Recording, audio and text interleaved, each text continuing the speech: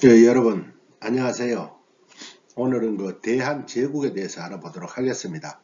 대한제국이 세워지기 전에 이제 독립협회 활동부터 우리가 한번 알아보도록 할게요. 자, 요것만 알고 가자. 대한제국이 성립하는데 독립협회와 vs 고종. 뭐예요? 독립협회와 고종.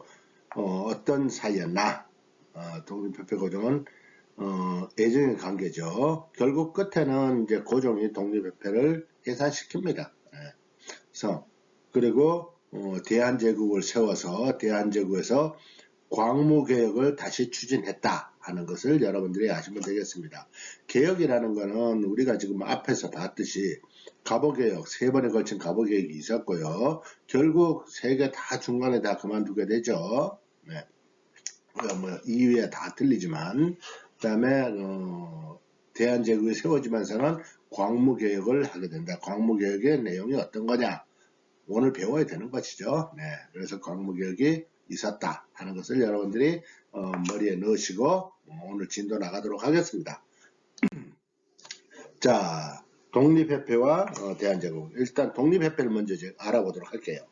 독립협회는 서재필이 설립을 하게 되죠. 여러분들 잘 아시겠지만 서재필은 갑신정변을 실패한 후에 실패라기보다는 3일 저거 하다가 진압되고 난 뒤에 일본으로 망명을 합니다. 그랬다가 다시 미국으로 건너가요. 그래서 미국에서 다시 귀국을 하게 됩니다. 근데 미국에서 돌아와 보니까 고종이 어디가 있어요? 러시아 공사관에 가 있었죠. 네, 그래서 서재필이 이제 독립협회를 설립을 하고, 그 다음에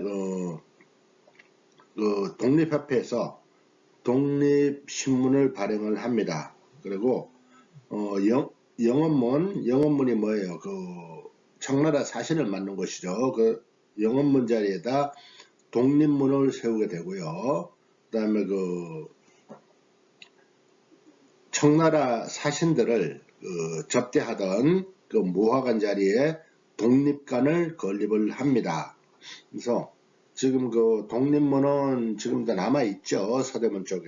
그래서 독립문과 독립관을 건립을 하게 되고요. 그리고 독립협회는 만민공동회를 대대적으로 개최를 해요.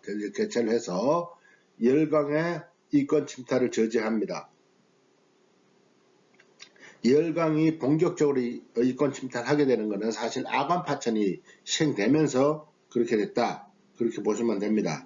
그리고 독립협회에서는 고종에게 헌의6조를 올려가지고 고종이 수용을 하게 됩니다. 근데 헌의6조의 내용을 요약을 하면 외세에 의존하지 말자라는 것이거든요. 그래서 그걸 수용을 하게 되고요. 그래서 만민공동회로 인해서 이권 침탈 저지한 걸 주요한 내용을 보면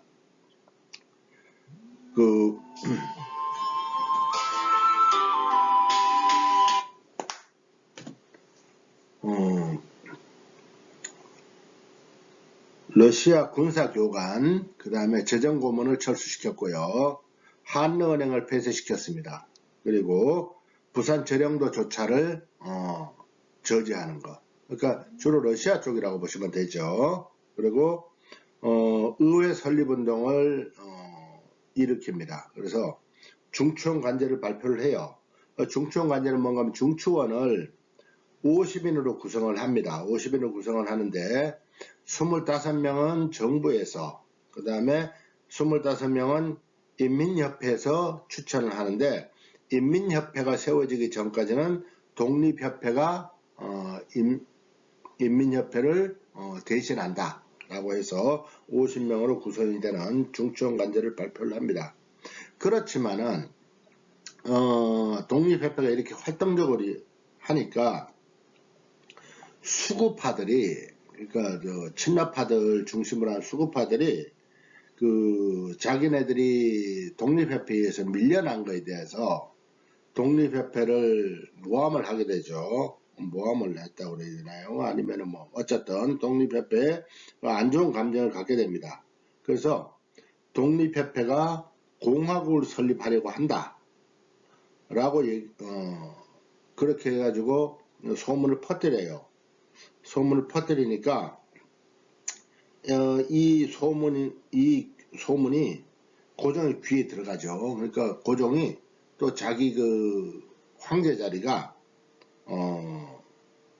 황제는 아니다. 황제는 뒤에 나오겠죠. 예.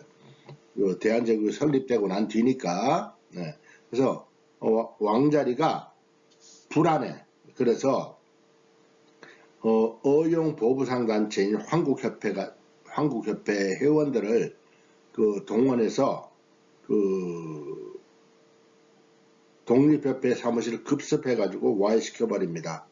서재필은 다시 미국으로 가게 돼요. 그래서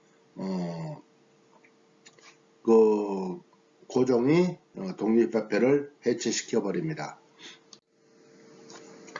자, 고종이 러시아 공사관으로 간 아간파천이라고 그랬죠. 아간파천하고 난 뒤에 이 고종은 자기 목숨이 참 두려워했어요. 그래서 돌아가기 싫은데 그 대신들의 빗발치는 상소 그리고 해외 언론, 해외 여론이 황궁을 해야 된다 하니까 1년 만에 다시 돌아옵니다. 돌아오는데 경복궁이 무서웠나 봐요. 그래서 덕수궁으로 돌아오게 됩니다. 그래서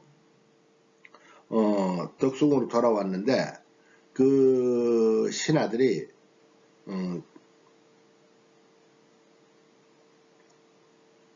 그 한반도가 중심을 잡기 위해서는 제국을 선포를 해야 된다. 황제국이라는 걸 선포를 해야 된다. 라고 해서 그 대한제국을 선포를 합니다. 선포를 하는데 연호를 광무, 국호를 대한제국이라고 해서 선포를 하게 되죠. 그래서 대한제국이 탄생하게 됩니다. 그 대한제국은 일단 그 대한제국이 세워지고 난 뒤에 다시 개혁을 일으키게 되는데 그것을 광무개혁이라고 그럽니다. 구본심참 옛날 것을 기본으로 해서 새로운 것들을 더한다라는 것이죠. 그래서 그 내용을 보면은 대한국 국제를 제정을 해요. 이게 최초의 근대적 헌법이라고 보시면 됩니다. 그리고 간도관리사를 파견을 해요. 1902년에 그 이범윤이라는 사람을 간도관리사로 파견을 하는데 이걸로 이렇게 비추어 보면 사실 간도도 우리 땅이었다 라고 볼 수가 있어요. 그래서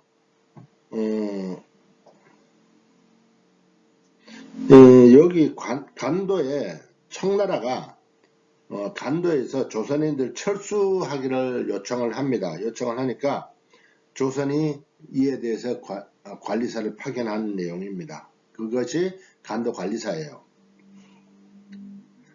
그리고 이게 이제 간도에 대해서는 저번에도 한번 말씀드렸지만 옛날에 백두산 정계비 숙종 때 거기에서도 문제가 됐었던 것이죠. 아무튼 그리고 원수부를 설치를 합니다. 원수부를 설치하는데 모든 실권을 황제한테로 주는 전제군주제의 성격을 띠고 있었습니다. 그 황실 재정을 확대해서 백동화를 주조하고 광산, 철도, 홍삼 제조 등을 황실의 재정으로 편입을 시킵니다. 그러니까 황실 재정을 든든하게 만들려고 했던 거죠. 전제군주제니까. 그리고 양전 사업을 실시합니다. 그 양전 사업이 뭐예요? 네, 토지조사 사업이죠. 그리고 지게를 발급을 해요. 그리고 섬유, 철도, 교통, 전기 같은 근대 시설들이 본격적으로 요 시기에 들어오게 됩니다. 여러분들 그 광무개혁 그러면은 철도, 교통, 전기 이런 것들이 바로 이때 들어왔다 라는 것들을 여러분들이 인식하시면 되겠습니다.